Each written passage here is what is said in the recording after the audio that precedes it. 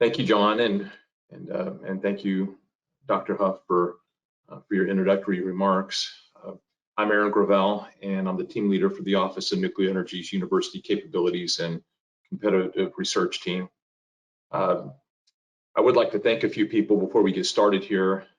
We have an exceptional team in our procurement office at the Idaho Operations Office, as well as an exceptional team that's been spoken of by Dr. Gilligan there at the integration office. Certainly want to thank everybody that has participated in getting us to this point, where we are today and ready to present the various FOAs and some RFAs. And you'll see over the next few days that there'll be several presentations that will be given from a variety of staff across NE. I do want to just thank all of you for taking some time and joining our webinar today. And as you've heard and as you see on the schedule, today we'll mostly be going over our funding opportunity announcements and also the scholarship and fellowship RFAs. Our CINR, or our Consolidated Innovative Nuclear Research Funding Opportunity Announcement. The call number for that this year is DE FOA 0002516. For those of you that are familiar with the program, it is known as our CINR FOA. We also have the Scientific Infrastructure Support, or CINR, which this is made up mostly, this is two different work scope areas, our general scientific infrastructure and our reactor upgrade areas. And this Scientific Infrastructure Support FOA is also known as just the Infrastructure FOA. The call number for that this year is DE FOA 0002517. And as Dr. Gilligan mentioned, we also have the Distinguished Early Career Award Funding Opportunity Announcement, and that call number will be DE FOA 0002556. Also, just want to make sure that everybody understands that that there will be a UK partnership and participation this year. This has been something that we've been working on, and we've been doing it about every other year. We do not have the work scopes from them yet, so we're not quite sure which ones they will be participating in, but we expect to be hearing that information any day. And just a reminder to check the funding opportunity announcement. Once it's released, we'll have all the details for the partnership outlined there. Typically, they participate in 3, 4, 5 different work scopes, but certainly it could be more than that. So please check the FOA once it's released. Just for awareness, we are targeting the week of August 23rd to release the FOA. That's of course pending further review and approvals that we're still in the process of receiving and asking for. So, but that is our target. So just be looking out for that at the NEAP.gov website. There we'll post the CINR FOA, the Infrastructure FOA, and the Distinguished Early Career Award FOA, as well as the Scholarship and Fellowship RFAs. With that, just another reminder, please review the work scopes and the entire funding opportunity announcement that you're applying to. Make sure that you read it, make sure that you understand it, and if you have questions, please reach out to us and ask. We'll be happy to offer clarifications and help you understand and know what you need to do there.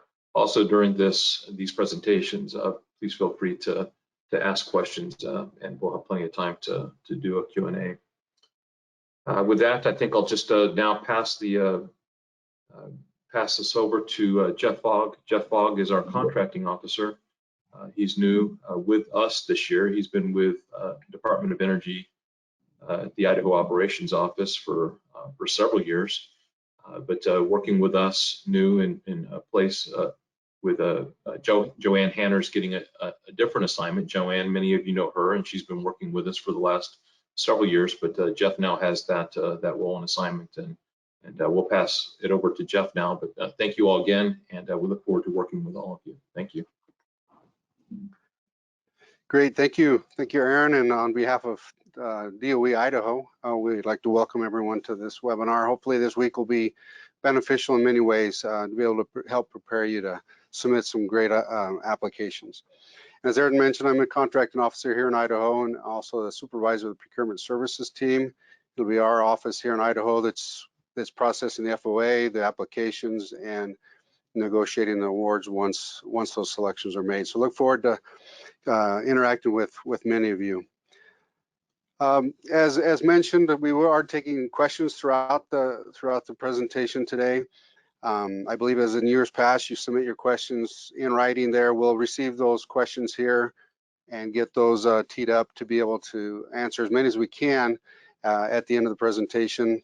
Those that we are not able to answer live here, we'll provide written responses online for you. And they will be posted at the NEAP.gov website. And if there's any specific questions regarding the eligibility, individual eligibility, or the work scope details, we'll address those questions offline. First, we'll start off by going through what happened this last year, the FY 2021 outcomes.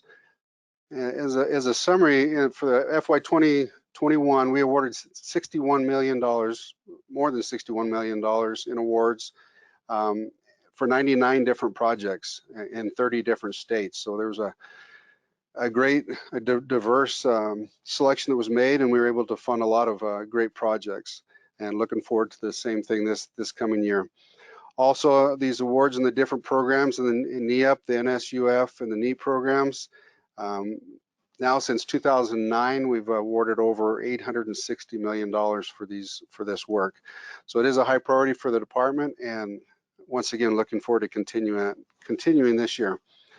For 2021 as well, to give you kind of a rundown of what happened, this last year we got received 627 pre-applications, which is a lot of applications to review, and that's why we do the pre-application process. And as you see there, of that, 176 applications were invited to do the full applications. We did receive 246 total full applications, and of that 64 applications were recommended for award. And from that, you can see that starting from 627, we end up at 64. So it is a very competitive process, and it does require a lot of work for us to down select to get to the award. So it's important that you present your best application possible, and also understand that even though we'd love to, we can't make awards to all applications. For the NEAT applications, we received 40 pre-applications there. 7 were invited to submit full applications. We did get 8. And in the end, we had 2 applications that were recommended for award. So again, out of 40 pre-applications, only 2 were able to receive awards. NSUF, 58 pre-applications, and we ended up with 4 applications in the end. Review of some of our objectives. The DOE NE mission is important to keep this in mind as you put together your applications. The three components here: number 1, enhancing long-term viability and competitiveness of the existing U.S. reactor fleet. 2, developing an advanced reactor pipeline. And 3rd, implementing and maintaining the national strategic fuel cycle and supply chain infrastructure. And it's important to know these because all applications that are submitted under this particular FOA need to demonstrate a strong tie to one of those specific priorities. And as you can see, what we're looking to do is the department is looking for these projects, these R&D projects that will have an impact on the overall DOE mission.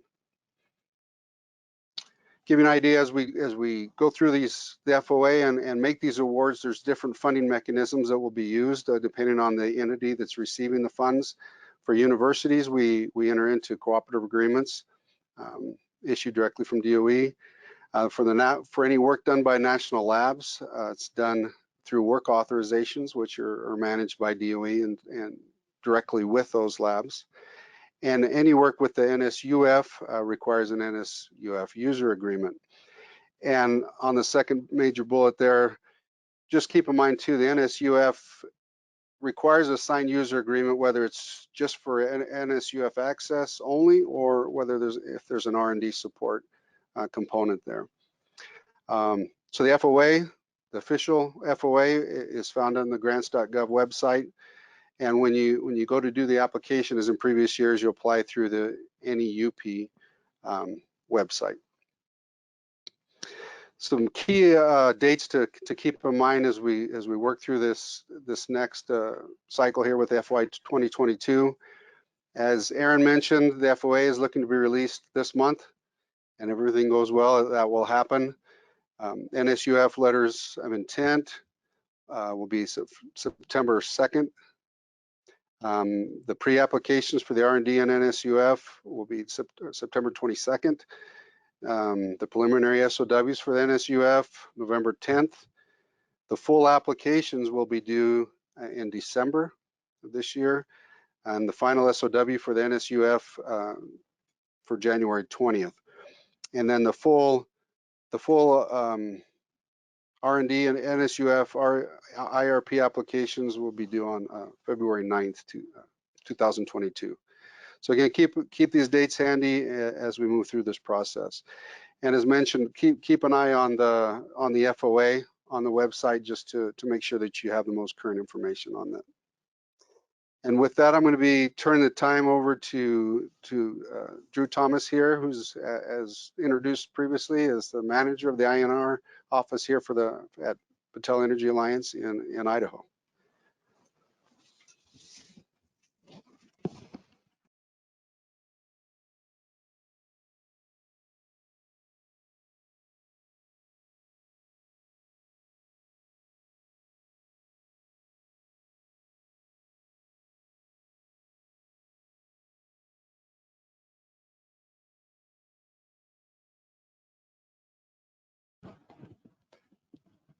All right, thanks, Jeff. As you can see, we're still under COVID procedures here. So we have a couple of staff here in the room. Everyone's masked up, just like the guidance has been here at the Idaho National Laboratory. So everyone's being appropriately socially distanced, and it's been a challenge. You know, I hope we were going to be out of this at this point, but here we are. So before I get started, I just want to recognize some folks from my staff who have been instrumental in organizing this activity and will be actively involved throughout the week. Those two are Julie Jacobson and Anna Podgorny. Many of you know them from their other activities in the office, but this is something they get tasked to do every summer, and just wanted to let them know that they are appreciated here. What I'll be doing is going through the first an FOA overview, some reminders of some policy updates, and then to go over quickly the review process, tools, and submission guidelines. John mentioned several of these, but I'm going to go over each of these in a little bit more detail. There are some notable changes to the FY 2022 CINR FOA. The first major changes that NEAT, Crosscut, and NSUF scopes with R&D support have moved to Appendix A, which means they are only eligible to be led by universities. Those scopes can be found in the cross-cutting technologies area titled CT, and the NSUF section of Appendix A, which is new to this FY 2022 FOA.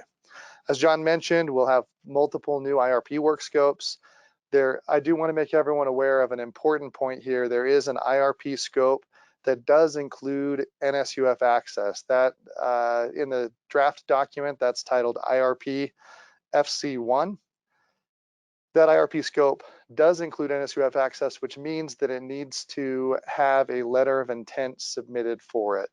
And I'll provide some additional details on eligibility rules that surround submitting letters of intent and submitting full applications for IRPs later in this presentation. There is a focus on diverse partnerships that is focused around minority serving institutions with a particular focus on historically Black colleges and universities and tribal colleges and universities. I'll refer to those as HBCUs and TCUs further on in the presentation. MSIs are encouraged to submit as lead applicants and in collaboration with other teams that are not MSIs. As John mentioned, pre-application page limit is increasing to 5 pages to allow applicants to make a little bit more case than they have been able to in the past. We have a new requirement for a data management plan for all areas of this FOA that will be required on all awarded projects within 90 days of award. The documents are listed, will be listed in the FOA, but are only due upon award negotiation. There's an increased focus on tools to prevent common mistakes, which can lead to application dismissal. The FOA will outline common mistakes that lead to dismissal. The document lists have been revised to have an if applicable tag on documents that may be required based on circumstance. The key point here is that clarifications on required documents should be asked for before the deadline. And so if you have any questions based on your team makeup, please extend those questions to nup@inl.gov. And our staff can work with DOE Idaho and program staff to be able to respond to those questions appropriately and get those posted to the larger community. Another major change is applicants should contact nup@inl.gov for technical questions in place of contacting federal and technical points of contact. That will allow a single area where our staff can connect with federal program managers and technical points of contact, or the correct people in other circumstances like procurement questions to more quickly answer those questions. So let's get on to the organization of the FOA. This will be old news to people who have participated in the past, but it's important to go over for any new participants. The university-led R&D is found in Appendix A and Appendix C of the FOA. These consist of program supporting, mission supporting, and program directed work. And you'll hear several different program names, including NEUP, NEAT, CTD, and NSUF discussed in this presentation and others. Those are individual programs that are consolidated into this research and development call. There is another component of university, national laboratory, or industry-led NSUF access. That is NSUF access only in Appendix B. So the research elements are broken down by DOE in these 3 ways. There's program supporting, which supports the NE programs. Those are defined by and focused on statements of objectives or work scopes that are developed by the responsible program. So these are more directly focused, these work scopes are more directly focused on program needs than on overall DOE NE mission priorities. Mission supporting, which you'll see as MS in the work scope and in the FOA documents, are in support of DOE NE mission, and they include research in fields and disciplines in nuclear science and technology that are relevant to NE's mission, but are not currently expressed or described through current program supporting scopes. And finally, program directed are programs that are directed by DOE NE. These are larger awards, and they're really focused on solutions to near-term problems or gaps in specific areas. So these are the programs that have most DOE NE involvement out of all of the elements that we'll be talking about today. Let's go into a little bit more detail about each of the appendices. Appendix A is the traditional research and development appendix. Award size is up to $800,000 for program supporting and $400,000 for mission supporting scopes. Those are up to, please pay special attention to each individual work scope area. They may have some restriction that's below that $800,000 or $400,000 mark. Period of performance is up to 3 years. Eligibility, only universities, US universities are eligible to lead. Universities, national laboratory, and industry are eligible to collaborate. The estimated funding level for the Appendix A work scopes in composite is approximately $46 million. totaling approximately 65 awards. For Appendix B, these are NSUF access only work scopes. I have outlined the different types of maximums that are allowed: 5 million for irradiation plus PIE, 1.5 million for irradiation only, $750,000 for beamline or PIE access requests. The period of performance is traditionally 3 years, but it can be up to 7 if irradiation and PIE are proposed in NSUF access only work scopes. And they are open to universities, national laboratories, and industry partners to lead and collaborate.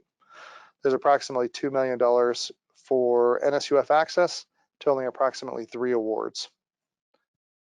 On university-led IRP, Appendix C, once again, this is a university only. US universities are only eligible to lead this scope.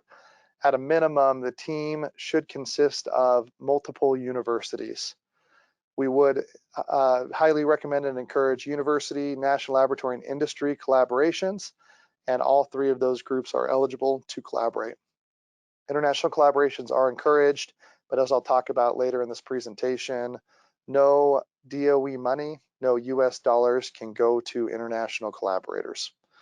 The period of performance is dependent on the work scope area. I'll outline those here in this presentation, but please pay special attention to the work scopes as they may change. Award size is also dependent on work scope. We estimate to make 1 award per work scope area for these IRPs. And please pay special attention to the IRP MS work scopes, which I'll talk in more detail today, and they'll be briefed, I think, on Thursday. But IRP MS scopes require collaboration with a minority serving institution, historically Black college, or tribal college and university. The estimated budget for IRPs is $28 million, and there are currently 8 planned work scope areas that are in the draft FOA document. When you add those 2 NEUP numbers together, the projected 46 million and 28 million, you have in total $74 million of estimated funding going to traditional NEUP areas. These are the different scopes and the different scope numbers. Pay attention to IRP FC1, which has an NSUF access component. It's up to 4 years and $3 million. You'll notice that there's a variety of different due dates from not due dates, but period of performance from 3 years to 5 years, and a varying number of award sizes from $3 million up to $4 million here. And once again, as another reminder, these IRP MS work scopes require MSI leads or collaborations. So to sum up, the appendices, Appendix A and Appendix C, US universities are the only eligible leads. Appendix B, US universities, national laboratories, and industry. Want to cover technical narrative application page limits. Like I said earlier, please pay special attention to these requirements. Most often, applications are dismissed because they are missing 1 or more application documents, or because they have violated page limits or other things like that. So please pay special attention to this area and direct any questions, like I said, to the NEUP at inl.gov address if you have any questions. Appendix A has several different page limits for narratives. 2-page limit for letter of intents for applications requiring NSUF access, up to 5 pages for pre-application, up to 10 pages for a full application requesting research and development support, and up to 15 pages for full applications requesting R&D support and NSUF access. Appendix B is up to 15 pages for full applications, and Appendix C is up to 50 pages for full applications. Please pay special attention to the format guidelines. Those are no smaller than Times New Roman 11-point font, including references, title pages, and tables. Labels on graphs and images are not required to follow these guidelines if they are legible, and applications will be redacted of any information not following the formatting and page limit guidance. So this is an important thing, is as your application gets processed and goes through initial review, if it exceeds the page limit or violates those page limits, let's say, it has certain areas that have 8-point font, for example, we'll take direction from the contracting officer on how to deal with those things. But typically those are redacted, and your application will still go forward for review in a partial format. So please pay special attention to those page limits. On collaboration guidance, to enhance and diversify DOE's research portfolio, we have consideration given to minority serving institutions. Those that are leading projects or have a significant collaboration role will be counted toward additional consideration. For university-led applications in Appendix A and C, non-university collaborators in composite can account for no more than 20% of the total funds provided by the government. Yeah, so if you have multiple industry or multiple national laboratory partners, it's in composite, no more than 20% total of the project funds requested. Applications with international collaborators should be developed so that they stand on their own and do not require the collaboration for execution or success. So as Aaron mentioned, we will be have the opportunity to have the UK partnership, which we've had in past FOAs. It's important to structure those so that if the UK component were for some reason not be accepted, that the project itself could still stand alone and be successful. Funding is for US institutions only. International organizations are encouraged to collaborate as long as they are neither a denied party nor a party requesting an export license. And once again, US funding under no circumstances can be provided to international collaborators. To the degree for which MSIs, if any, contribute to the applicant's ability to support the relevant program elements, the collaboration will receive additional consideration, which is evaluated as part of the relevancy scoring in the review process. Collaborations are not required to achieve the highest relevancy score, but they are encouraged. And once again, IRP-MS1 and IRP-MS2 scopes do require collaboration with a minority serving institution focused on historically Black colleges and universities and tribal colleges and universities. So I'll go over the policy updates and reminders. These are some of the things that we have noticed over the year through initial review and through rewriting this FOA and reconsidering different parts of this FOA over the years that applicants often need reminders of.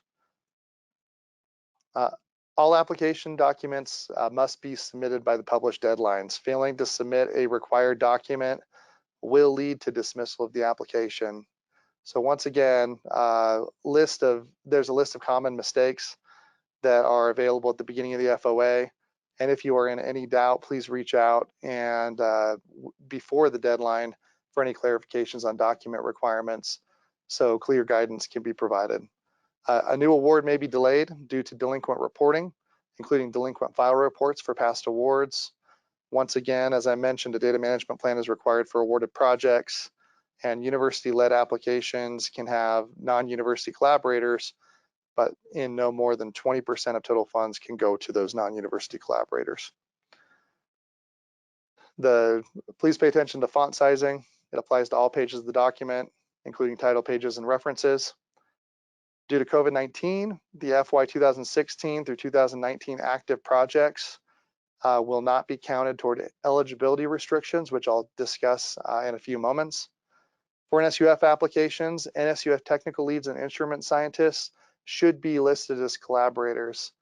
This is a change from past guidance. The reason for this is to better understand the different aspects of the application and make sure that all individuals are accounted for who are going to work on the project.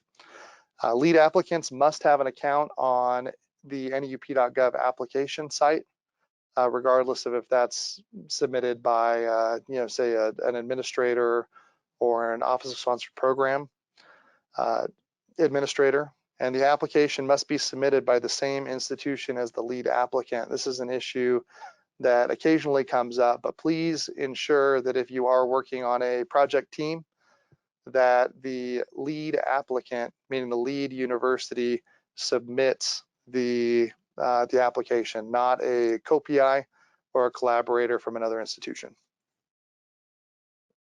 CINR no longer performs a semi-blind format for reviews. This is, I think this is the third year that we won't be using the semi-blind format, and we'll probably begin not discussing this in future webinars, but I wanted to remind everybody of that. All CINR applications must list publications resulting from previous CINR supported projects. This is something you'll have the opportunity to do during your pre-application phase. NSUF2 Appendix B applications may be led by University National Laboratories or industry applicants. Applicants are required to obtain a DUNS number and register with the SAM website.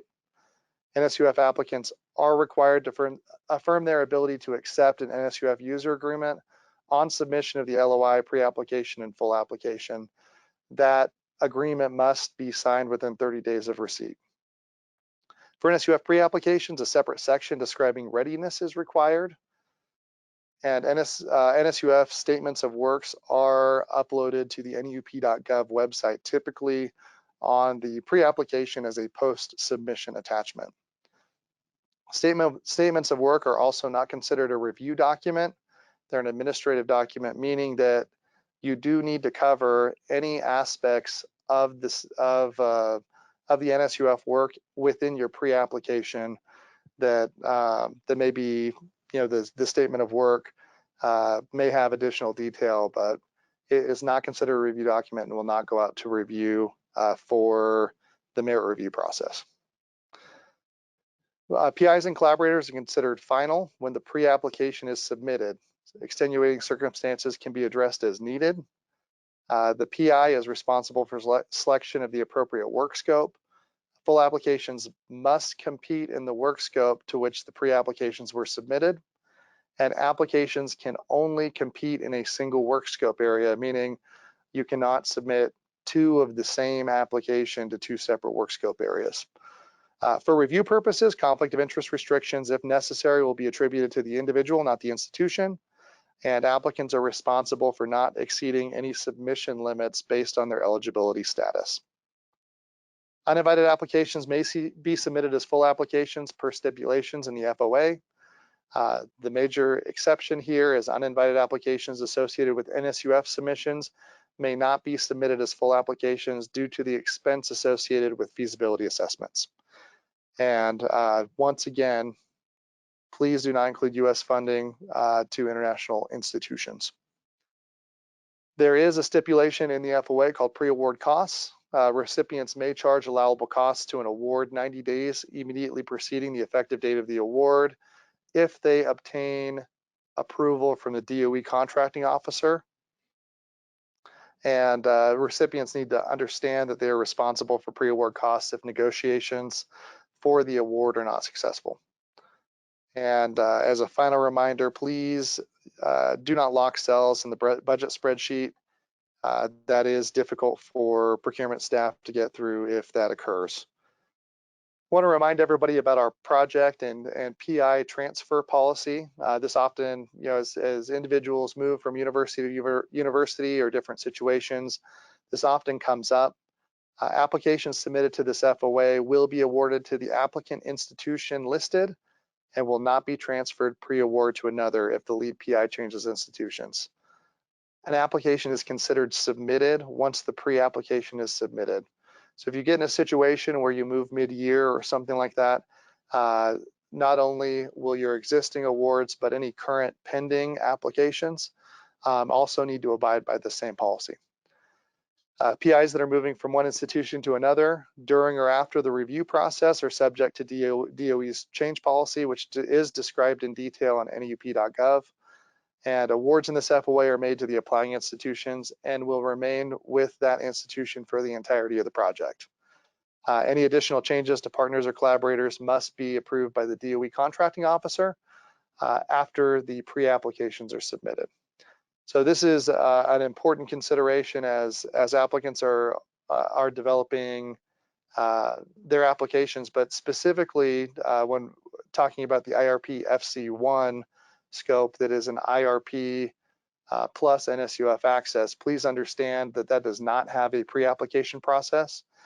So it will, these types of considerations will be enforced for those project applications when the full application is submitted for those integrated research projects. The definition for a collaborator for CINR is an individual making a defined material contribution critical to the success of the project and / or contributing to joint publications.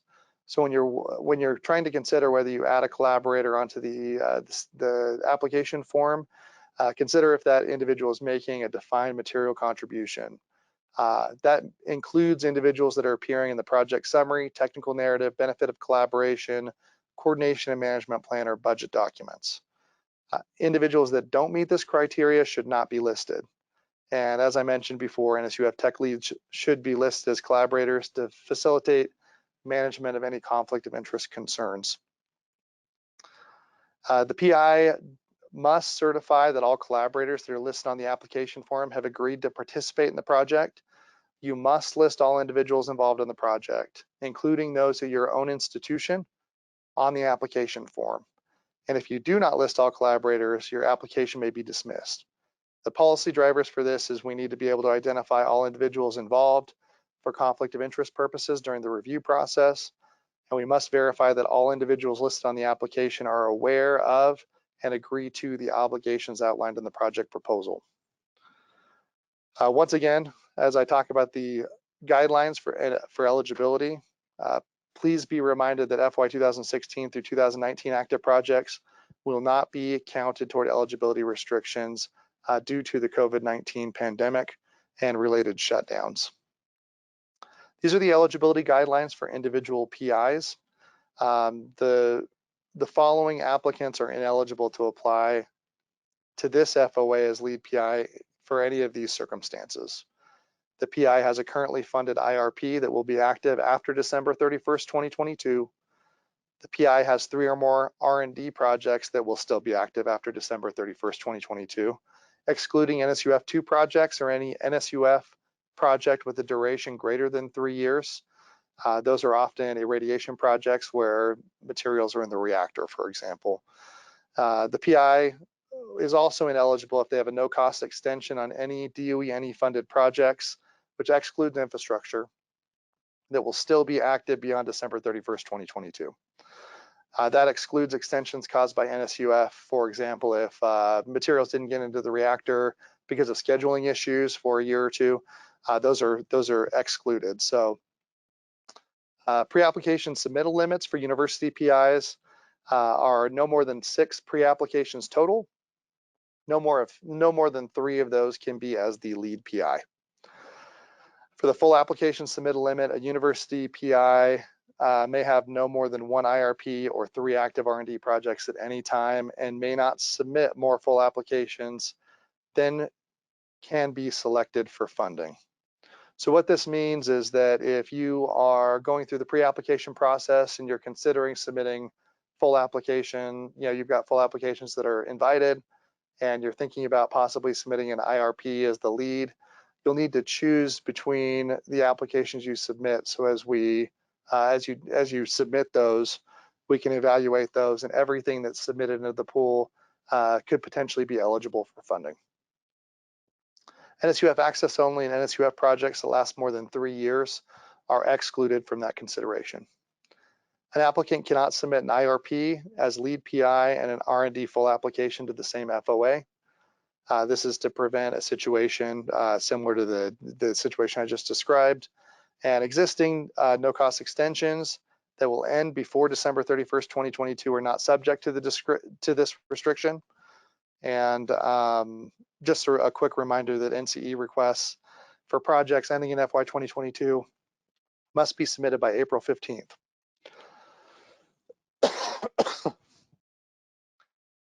For cost sharing, applications led by universities, cost sharing is permitted but not required.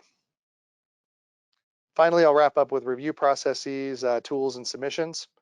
With the exception of NSUF applications, pre-applications that are not invited may still submit full applications. Uninvited pre-applications that are received as full applications must meet the following criteria in a re-review to be considered for a full technical review. That includes a relevancy average score of at least high relevance and a program priority average score of at least moderate program priority. If it meets those two conditions, it will go forward for technical review and can be considered for award. These are the breakdowns of the technical and relevancy weights by program. Mission supporting is an 80% technical, 20% relevancy weight. Program supporting 65-35, and program directed 50% technical, 50% relevancy.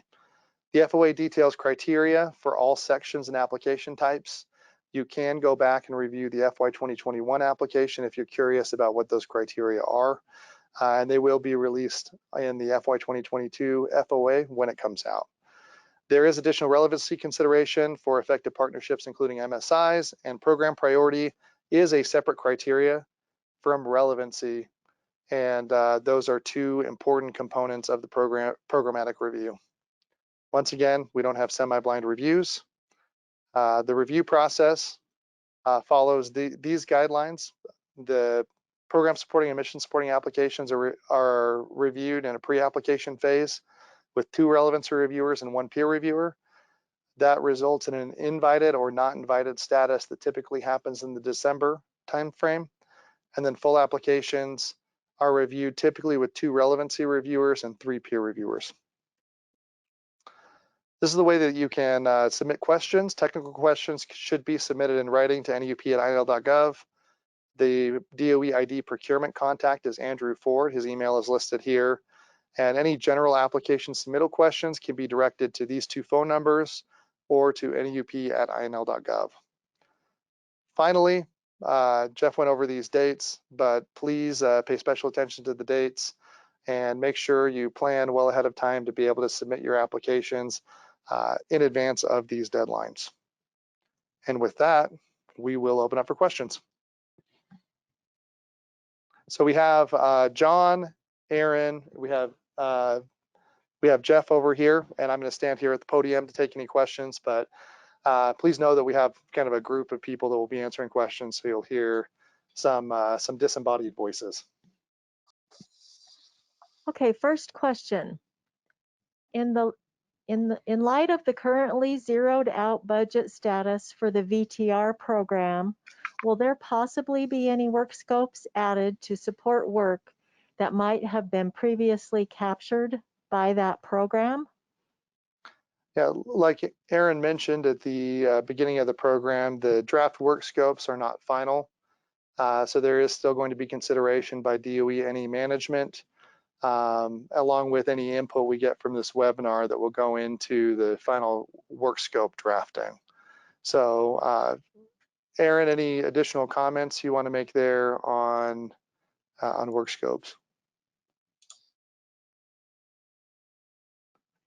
I don't have any additional comments.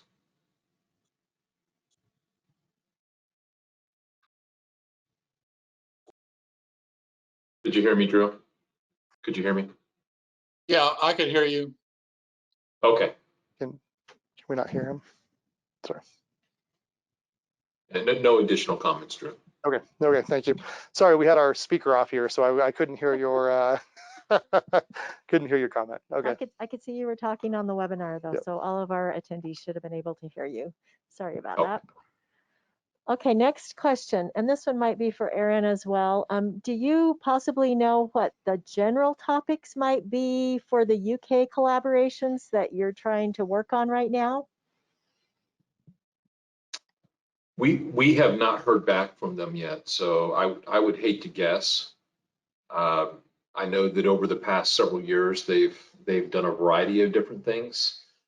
So at this point, I think we hope to have some information back before today, because we thought that question might come up, but we do not have any information for that right now. So, but as soon as we do, that's something that we can post and get out there, maybe even before the FOAs are released.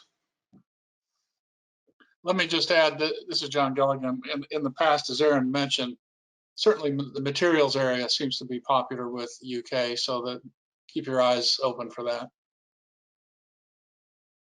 Great, thank you, Aaron and John.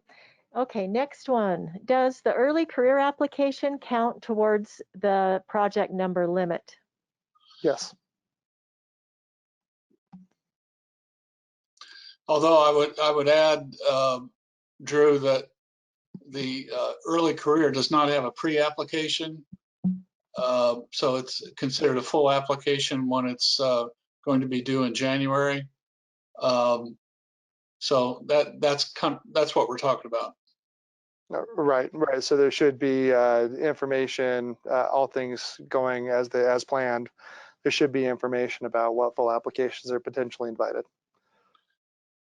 The other thing I would add is that the application for the early career should not duplicate anything that you're submitting through the regular process. So that will be checked at some point. Okay, next question. Could you clear up details on relevance and priority scores? I'm not clear on the difference. And also, who gives the scores? TPOC, FPOC, someone else at DOE Labs? Thank you. Yeah, so the relevancy score is split into two different sections. So like I said, if you look at the funding opportunities that have been released in the past, you'll be able to see these breakdowns that I'm talking about. But the relevancy score is broken down into two sections, which is the relevancy aspect, meaning how relevant is the project as presented to the scope, and the program priority is how relevant is the proposed project to the program. So you can think program priority has a couple of different components that a relevancy reviewer would consider. That may include, is there already funded work like this in the program? Do they already have data, from the national laboratories or from other university projects that would make that duplicative? So there's several different things on program priority that are considerations about what kind of positive or neutral impact would it have on the program. As for the other half of that question, those relevancy reviewers are selected as part of the merit review process, and there's not more information that I can give you in regard to relevancy reviewers in that regard, but they're part of the merit review process and part of that selection process. The only other thing I would add, Drew, is that typically the relevancy is assigned by two parts, usually a DOE manager, and then also a TPOC lead or TIO lead. It could be a national lab person or another DOE person. So it's a mix of those two. Right. Do we know when work scopes are expected to be finalized? The work scopes will be finalized when the FOA is released in its final format. So that will be one of the driving factors for getting the FOA out. With that being said, before the pre-applications are submitted, there is the ability to potentially alter those work scopes in some format. So please be aware that they should be in final format by the time the FOA releases, but there could be some additions or subtractions up until the pre-application due date. What is the expectation of the topics for the Early Career Award? So we'll cover the Early Career Award with its own presentation later today. That is going to be wide ranging. So the Early Career Award is really focused around supporting DOE NE mission, similar to some of the things that Jeff talked about at the beginning of this presentation, kind of the three priorities for DOE. It's really going to focus around being able to meet research and educational objectives in one of those areas. And of course, as the DOE NE mission does not include fusion, does not include medical physics and a few other topics typically that of course are excluded. And but it does include the wide range of program areas that you typically find awards being made. And it also includes an educational component as well as the research component. So it's an integrated type approach. And the early career presentation will be at 4 p.m. Eastern time today for people who would like to join. Okay, next question. Is input provided to the PI for rejected pre or full applications? Yes. So there is an invitation or not invited letter that's sent out during the invited process in December. And so that has typically included feedback from both the relevancy and the technical review side. And that's considered an official debrief by DOE Idaho in the merit review space. So what that means is you will get some comments back about your pre-application, and including the general idea of where it was evaluated, whether that was somebody thought it had moderate merit or high merit, and a few comments. And then during the full application phase, the same process will occur where an email will be sent out, a formal letter from the contracting officer that does have a debrief document attached to it, which includes reviewer comments. Do awarded projects have review scores posted, or could they be posted? No, review scores are not posted, and no, they can't be posted.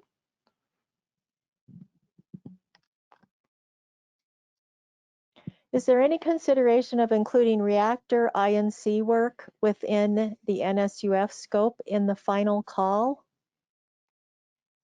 That's a good question, and one that I can't answer at this moment, but we can take that back as feedback and provide maybe a more in-depth answer later. Well, you could also ask NSUF folks when they do their presentation. Correct. Yeah, the NSUF presentation will be this afternoon as well. Yes, it's at 3 p.m. Eastern time today. So, okay, next question. If one starts a position at another university, should that university be listed as the institution of the applicant for the pre-proposal? So if I understand the question correctly, it would be one where a PI is at their current institution and they'd be moving to a new institution. In that type of a circumstance, the applicant, meaning the university that is going to apply for the award, needs to submit that application. So so that would mean, if I'm interpreting that question correctly, that would mean that the new institution would need to submit that application, not the institution that you're currently at. If at all possible, yeah, get project or faculty status at the new institution as soon as possible, so you could submit it from the new institution. But in either case, the earlier you let us know what's happening, the better and the more flexible we can be, if at all. Right. Will the HPC high performance computing on NSUF 2.2 count against the 6 project slots? So typically NSUF 2 applications don't count toward the eligibility restrictions. So that final language will come out in the final FOA. So please pay attention to that. But that's how it's been arranged in the past. Is there a limitation on the number of applications you can be on as a collaborator? So if you are a university PI, No. you can be listed on 6 applications with no more than 3 as lead PI. If you are a national laboratory or an industry collaborator, there are no restrictions.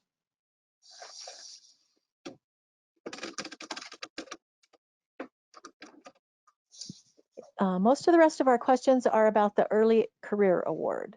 Okay, so we can save I don't know what the time is, but we can save those questions for the early career award program presentation. Unless we have about time. 13 minutes left, and I have about 7 questions. Well, you could start off. Yeah, So why don't we clear the questions now, and then Okay. we can cover them again in early career if there's others that join there that aren't here. That sounds great. Yep. Okay, is early career only for tenure track and not for associate professors? That's correct. Assistant Yeah. professors only. Yep. Thanks, Assistant professors only in the tenure track. Can early career projects have a co-PI? No. Yeah, that's pretty clear. That it's a single PI. Oh, here's one that snuck in that I don't think is early career. So it was mentioned that MSI-led proposals are encouraged. Does it make a difference if an R&D or IRP Appendix C proposal is MSI-led versus if the MSI is only a collaborator on the proposal? You know, that type of a question is really dependent on what the team makeup is and all those other types of factors. So I wouldn't necessarily want to comment in that space, other than, you know, the significant contributions from MSIs is what the department is looking for. So whether that's in a lead capacity or whether that's in a strong collaborating or support role, you know, that's really dependent on the specific situation. And do we know how the MSI participation is going to be weighted in the proposal, whether it's the collaborator versus the lead PI? Do we know the weight? Yeah, well, you know, some of those details will be published with the final funding opportunity on criteria, and so I can't make a comment right now on specifics, but they will be described in the FOA. Does the early career award apply to researchers starting their career within the first 3 years? Yes. Yes. For assistant professors, tenure track in their first 3 years at the time of application. Can a faculty member in mechanical engineering department apply for the early career award? Yes. Yes. And we'll get into more specifics, but the idea here is it's focused on DOE any mission, which is not exclusive to nuclear engineering departments. If a junior PI submits an early career proposal, does this impact their ability to participate on an IRP? As a lead PI, I believe that it would. So yeah, and we will, yeah, so as a lead PI on the IRP, that would be accurate. From a collaboration role or a co-PI role on an IRP, it would not. Okay, early career, as an applicant, can associate professors without tenure track apply? No. It's only for assistant professors, tenure track.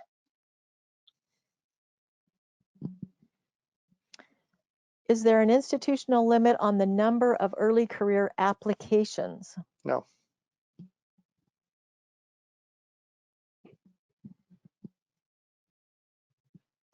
Can a PI apply to the early career if they have previously received a DOE early career award, but the award was not awarded by DOE NE? No. No. Any other early career by any federal agency excludes you from applying.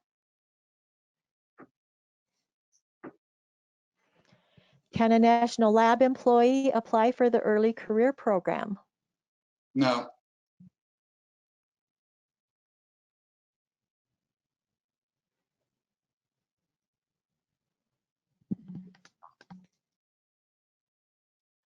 Many lab staff that convert to professor come in as associate untenured. Would this be considered viable in the early career? That was a no, I think, yeah. No.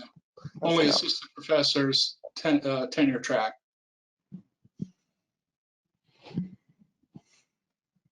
Is there any limit to how many career proposals can be submitted by any one institution? No.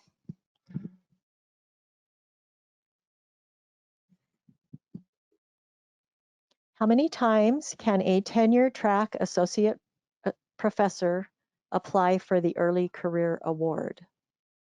None. If you're associate professor, assistant professor, you can apply twice. Yep. That might be assistant. It said AP. That might have been my mistake. Sorry. Assistant professor can apply twice. Okay. Let's see. Oh, here's one more question. I thought we were done. 1 second. Do we have any knowledge of the anticipated number of early career awards we might be able to give this year? Yeah, we're anticipating 5 early career awards for this first program. That's anticipated. It could be more or less than that, depending on the situation. Typically, in this country, probably 15 or so assistant professors, tenure track, are hired per year in nuclear engineering. So this is just a gauge of that kind of situation. But if there were 45 applications and many were deemed possible, we might consider going to Dr. Huff and asking for more money for this award. But 5 is what we're thinking of right now. It's a very prestigious award, obviously. It's not, and certainly if assistant tenure track faculty have received our regular awards, I would encourage them to apply for those as well. Those are just as meaningful or even more meaningful. Is the NRC faculty grant considered previous early career federal funding? Are you talking that we'd have to look into that? I don't think NRC has a early career award. I think theirs is more tied to their programmatic needs. So if it's the current, if you're talking about the current NRC research awards, no, that's not an early career. So that would not be duplicating. Right, Drew? I just don't, we have to look into that. Yeah, we'll have to look. I know that NRC has run a faculty development grant program before, but we'll need to look into that and provide some guidance there. And that's what I would say too, Drew. I think it's a faculty development award program, which is definitely different than what we're doing. Yep. Now the one that's granted to where the PI is typically the department head, that's not the same as early career. Early career has to be submitted by the individual faculty member here. Okay, so when you talk about the first 3 years from being faculty, is it the first 3 years from your PhD or from the professor appointment? So Professor it's 3 years from the, yes, thanks, John. Yeah, 3 years from the appointment. Sorry, we're talking over you, John. Yeah, sorry, no problem. No worries. If a PI has not received an NEUP award previously, will that impact them negatively for consideration of the early career awards? No, I don't think so, no. Do we have a timeline and budget for early career awards at this time? So we have an anticipated budget, and like I said, we will discuss details on submission deadlines, but the full applications will be due in the January timeframe. I think it's January 12th, if I'm not mistaken, for the early career award FOA. And we've set aside anticipated $2.5 million, which would be 5 awards. But again, that's just anticipated at this point. It says eligibility notes that a PI with 3 or more active R&D projects after 12 of 2022 are ineligible to apply. Does this mean DOE NE R&D awards or all R&D awards? So it focuses on DOE NE awards, excluding infrastructure. So that would include the R&D award, IRP awards, anything awarded out of the CINR FOA, and anything awarded out of the Distinguished Early Career FOA.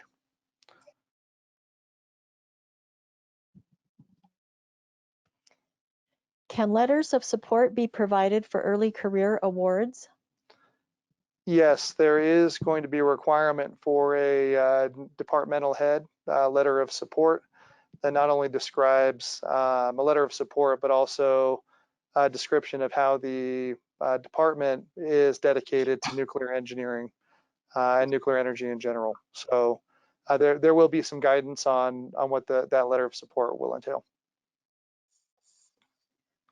Okay, we'll take one more question. We're almost out of time. Does participation participation as a subaward on a DOE SBIR award prevent a junior PI from submitting an early career award? No. Okay, I believe that's all we have time for in this session. We will open up again at 2:30 p.m. Eastern Time with the Infrastructure FOA Overview with Brendan Heidrich.